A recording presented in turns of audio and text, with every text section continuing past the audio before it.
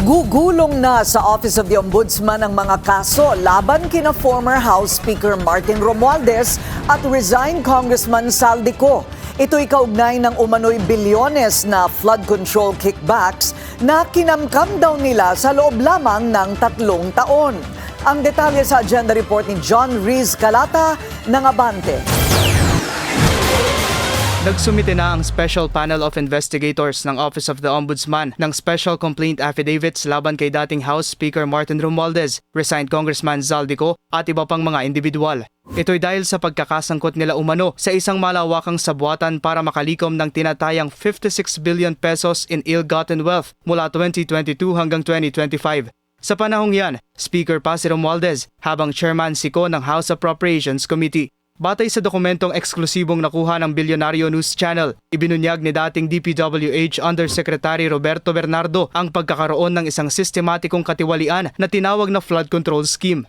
Sa ilalim nito, ang mga maimpluwensyang proponent ay nagmamanipula umano sa pagpili at pagpopondo ng mga proyekto ng DPWH kapalit ng commitments o kickbacks na nasa 10 hanggang 25% ng kabuuang halaga ng kontrata. Tinukoy sa reklamo na ginamit ni Romualdez at Co ang kanilang mga posisyon sa Kongreso para matiyak ang pagpasok ng mga proyekto sa national budget kapalit ng bilyon-bilyong halaga ng ilegal na pondo.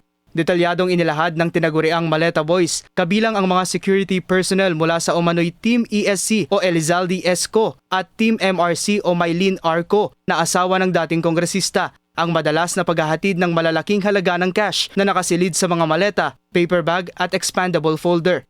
Ang mga perang ito ay tinawag ng mga tauhan na basura. Tinukoy ng Maleta Boys na naging bagsakan ng mga pondong ito ay ilan umano sa mga ari-arian na may kaugnayan kay Romualdez, partikular na sa 42 McKinley Road at 14 Nara Avenue sa Forbes Park, Makati, 30 Tamarind Road sa South Forbes Park, isang property sa Aguado Street sa tapat ng Malacanang at isang townhouse sa Manila Polo Club. Lumalabas din sa investigasyon ng Anti-Money Laundering Council o AMLAC na mayroong significant surge of financial activity ni Attorney Jose Raulito Paras, ang abogado ni Romualdez, kasabay ng panunungkulan ng Speaker.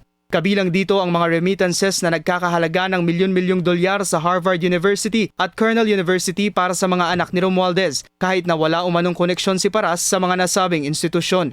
Dahil sa mga nakitang ebidensya, una nang naglabas ang Court of Appeals ng isang freeze order laban sa mga bank account ni Paras at ng mga sangkot na korporasyon dahil sa probable cause na ang mga asset na ito ay nagmula sa mga illegal activities. Inihain ng supplemental complaint affidavits para gumulong na ang preliminary investigation kaugnay ng mga kasong plunder, direct at indirect bribery, paglabag sa Anti-Graft and Corrupt Practices Act at money laundering na niluluto laban kina Romualdez at Co. Para sa agenda, John Riz Calata, Abante. Kasunod ng paghahain ng supplemental complaint affidavits laban sa kanya, iginiit ni former House Speaker Martin Romualdez na handa siyang harapin ang anumang reklamong ibinabato sa kanya. Naniniwala ang kampo ni Romualdez na magkakaroon ng patas na pag-usisa sa mga ebidensya at mapatutunayan ang panig ng dating speaker. Hiling nila sa publiko hayaang manaig ang proseso sa pagresolba ng mga reklamo. Sinampahan ng BIR ng higit 22 bilyong pisong tax evasion case ang SunWest Incorporated. Pagmamayari dati ni resigned Congressman Zaldico ang kumpanya. Ayon sa BIR, hindi nito idineklara ang higit 6 na bilyong pisong kita sa mga proyekto nito mula 2019 hanggang 2024. Kasama rin kinasuhan sa Justice Department ang Pangulo at Treasurer ng SunWest dahil sa umano'y di pagbabayad ng tamang buwis. Manatiling nakatutok sa Bilyonaryo News Channel. Sumubaybay sa aming social media accounts at mag-subscribe sa aming YouTube channel para sa mga bago at eksklusibong balita.